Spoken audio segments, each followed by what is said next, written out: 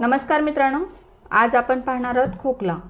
खोकला म्हणजे काय, त्याची कारणे काय, लक्षणे काय आणि त्यावरती काही घरगुती उपाय करता येतील का आणि त्यासोबतच काही होमिओपॅथिक औषधांची माहिती. तर चला पाहूया मित्रांनो. खोकला म्हणजे काय, तर फुफ्फुसातील हवा वेगाने आणि जोराने बाहेर फेकण्याची जी प्रक्रिया असते त्याला आपण काय म्हणतो, खोकला. टोचल्यासारखं वाटतं, खाज सुटते, सततचा वारंवार खोकल्याची उबळ येते आणि झोपल्यानंतर भयंकर असा त्रास होतो. तर त्याची काय कारणे असू शकतात, तर ही कोरडा खोकला हा सहसा ॲलर्जी, ॲसिडिटी, संक्रमण, कोरडी हवा यामुळे काय होतो, कोरडा खोकला येतो. तसंच आपण ओला खोकला म्हणजे काय पाहूया. फुफ्फुसातून कफ बाहेर पडतो किंवा बेडका बाहेर पडतो. तो हिरवट, पांढऱ्या किंवा पिवळसर रंगाचा असतो. तसंच जास्त कफ बाहेर टाकताना छाती अशी जड झाल्यासारखी वाटते, ओझं झाल्यासारखं वाटतं. याची मुख्यतः कारणे सर्दीमुळे येतो किंवा फ्लू, ताप वगैरे आल्यानंतर येतो आणि इन्फेक्शन जसं की बॅक्टेरिया, असेल, जीवाणूजन्य, विषाणूजन्य, निमोनियासारखे असे अनेक आजार असतील. तसंच धूम्रपान किंवा प्रदूषण जसं की धूर, प्रदूषित हवेमुळे कफ वाढतो. तर ओला खोकला हा साधारणतः 8 आठवड्यापेक्षा कमी असतो. तो सर्दी, फ्लू यामुळे येतो आणि कोरडा खोकला याचा 8 आठवड्यापेक्षा जास्त काळ राहतो. त्यामुळे आपल्याला छातीमध्ये जास्त इन्फेक्शन राहण्याची शक्यता असते. त्यामुळे निमोनियासारखे, दम्यासारखे असे आजार होतात. त्यामुळे डॉक्टरांना लवकरात लवकर जाऊन दाखवायचं आहे. ते पाहूया. तर संसर्गामध्ये काय होतं, तर सर्दी, फ्लू, निमोनिया, बॅक्टेरिया किंवा विषाणूजन्य किंवा जीवाणूजन्य यामुळे काय होतो, संसर्ग होतो.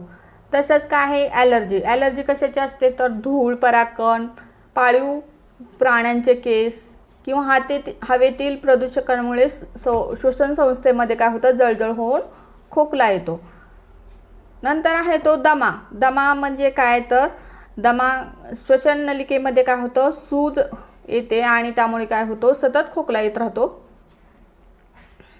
धूर, प्रदूषण आणि धूर काय होतं, त्यामध्ये सिगरेटचा धूर किंवा वाहनांचा धूर किंवा रासायनिक वासामुळे फुफ्फुसांना काय होतो, त्रास होतो. त्यानंतर काय आहे, GRD म्हणजे पोटातील आम्ल वरच्या दिशेने अन्ननलिकेत आल्यामुळे घशात काय होते, खवखव होऊन कोरडा खोकला येतो आणि नाकातील जादा कफ घशाच्या मागील भागातून उतरतो. त्यामुळे काय होतं, खोकला यायला चालू होतो. हे झाले काही कारणे. तर आपण पाहणार आहोत काही त्यावरची लक्षणे. खवखव होणे, घशात खवखव होणे, होणाऱ्या खोकल्यात हे प्रामुख्याने काय लक्षण दिसतं. तसंच श्वास घेताना आवाज घरघर, छातीतून असा घरघर किंवा शिट्ट्यासारखा आवाज येतो. छातीत दुखणे, सततच्या जोराच्या खोकल्यामुळे छाती अशी जडजड जाते आणि दुखायला लागते. तसंच खोकल्यामुळे ताप येतो, इन्फेक्शन वाढतं आणि त्यामुळे काय होतो, अशक्तपणा जाणवतो, वाढतो. कारण ॲसिडिटीमुळे रात्रीच्या वेळी खोकल्याची उबळ जास्त येते. ही झाली.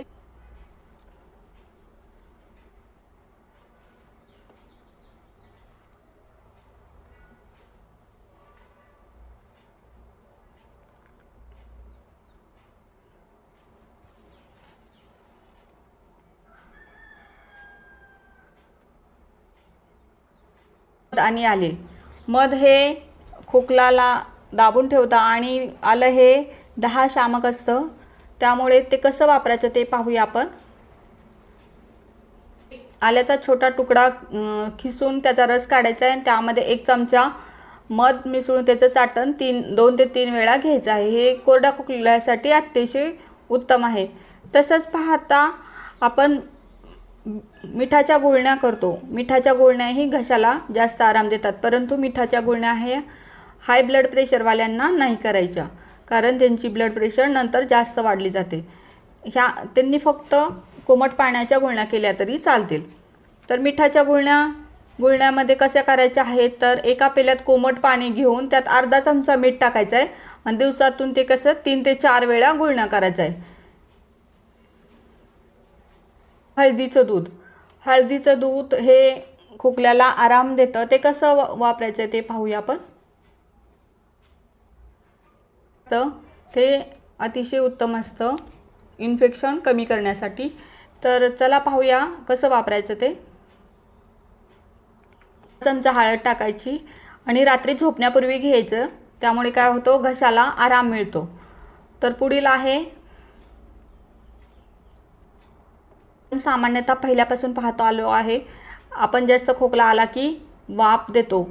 तर वाफ कशी घ्यायची, एका मोठ्या पातेल्यात कोमट पाणी घ्यायचं, वरून एक टॉवेल घ्यायचा आणि तो झाकायचा आणि त्यामध्ये ओवा किंवा निलगिरीचे तेल थोडेसे टाकले तर घशाला आणखी जास्त आराम मिळतो. त्यामुळे शांत अशी झोप लागते. तर पुढील आहे तुळस आणि काळी मिरी. तुळस ही रोगप्रतिकारशक्ती वाढवण्यासाठी अतिशय उत्तम आहे. ते 5 ते 6 तुळशीचे पाने घ्यायची, 2 काळी मिरी आणि थोडं थोडं आले पाण्यात उकळून काढा करायचा आणि तो कोमट असताना सिप वॉटर करून पिऊन टाकायचं. त्यामुळे काय होतं, घशाला आराम मिळतो आणि खोकला बरा होण्यास मदत होते. हे झाले काही घरगुती उपाय. तर आपण पाहणार आहोत की याच्यावरती काही होमिओपॅथिक औषधं आहेत. घरगुती उपाय करूनही आपला खोकला राहत नसेल तर त्यावरती काही होमिओपॅथिक औषधं आहेत, ते पाहूया. तर त्यामध्ये आहे ॲकोनाइट. ॲकोनाइट कधी घ्यायचं, तर थंड हवेमुळे अचानक खोकला सुरू झाला असेल आणि सोबतच अस्वस्थ वाटत असेल तर हे सुरुवातीच्या काळात उपयुक्त ठरते. ते कसं घ्यायचं, तर ॲकोनाइट 13 पोटेन्सीमध्ये मोठे असाल तर 6 ग्लोब्युल्स 3 ते 4 वेळा, आणि तुम्ही छोटे असाल 1 ते 6 वयोगटातील तर त्यांना त्याचं निम्म करायचं, 3 ग्लोब्युल्स 3 ते 4 वेळा द्यायचा. तसंच ब्रायोनिया काय करायचं, खोकताना छातीत किंवा बरगड्यामध्ये दुखत असेल, हालचाल केल्यावर खोकला वाढत असेल आणि रुग्णाला खूप तहान लागत असेल तर काय करायचं, ब्रायोनिया 13 पोटेन्सीमध्ये द्यायचं आहे. ते दिवसातून 3 ते 4 वेळा द्यायचं. 6 ग्लोब्युल्स मोठ्यांमध्ये आणि 3 ग्लोब्युल्स छोट्यांमध्ये 1 ते 6 वयोगटामध्ये द्यायचं आहे. जर तुम्ही डायरेक्ट औषध जिभेवरती टाकत असाल तर मोठे असाल तर 2 थेंब जिभेवरती टाका आणि छोटे असाल तर 1 थेंब.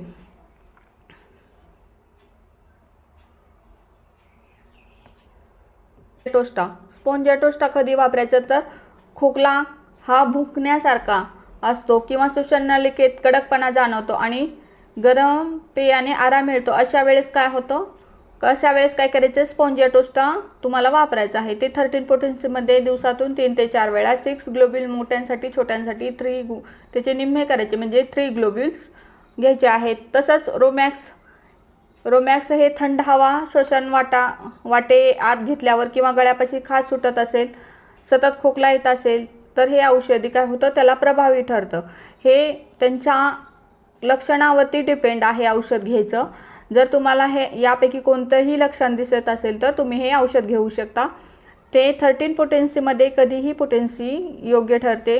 ते 3 ते 4 वेळा घ्यायचं आहे आणि मोठ्यांसाठी 6 ग्लोब्युल्स आणि छोट्यांसाठी त्याच्या निम्म करायचं. 1 ते 6 वयोगटातल्या लेकरांना त्याचं निम्म करायचं म्हणजे 3 ग्लोब्युल्स. हे तुम्हाला काही औषधं मी वाचून दाखवते, कारण यापैकी तुम्हाला काही लक्षणे आढळल्यास ते औषध घ्यायचं आहे.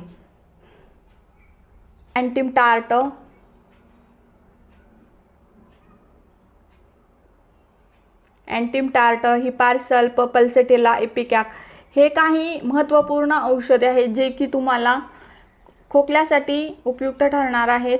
त्याची लक्षणे जाणून जर तुम्हाला यामध्ये काही लक्षणे दिसल्यास ते तुम्ही जवळच्या होमिओपॅथिक फार्मसीमधून तुम्ही घेऊ शकता. परंतु सहसा होमिओपॅथिक औषधे ही त्यांच्या शारीरिक आणि मानसिक लक्षणांवरती पूर्ण हिस्ट्री घेऊनच दिली जातात. त्यामुळे शक्यतो डॉक्टरांच्या सल्ल्याने घेतलेली कधीही बेटर. तर तुम्हाला काही टिप्स देते की खोकला असताना काय खाऊ नये आणि काय खाऊ नये. तर खोकला असताना दही, केळी, थंड पेय आणि तेलकट पदार्थ खाणे टाळावे आणि सतत पाणी पिल्यास घशाला आराम मिळतो आणि कफ ही पातळ होण्यास मदत होते. तसंच शरीराला पुरेशी झोप ही देणे आवश्यक आहे. जर खोकला तुमचा 3 आठवड्यापेक्षा जास्त काळ राहत असेल तर त्वरित तुम्ही डॉक्टरांशी संपर्क साधावा. तुम्हाला हा माझा व्हिडिओ आवडल्यास लाईक करा, शेअर करा आणि चॅनलला सबस्क्राईब करायला विसरू नका.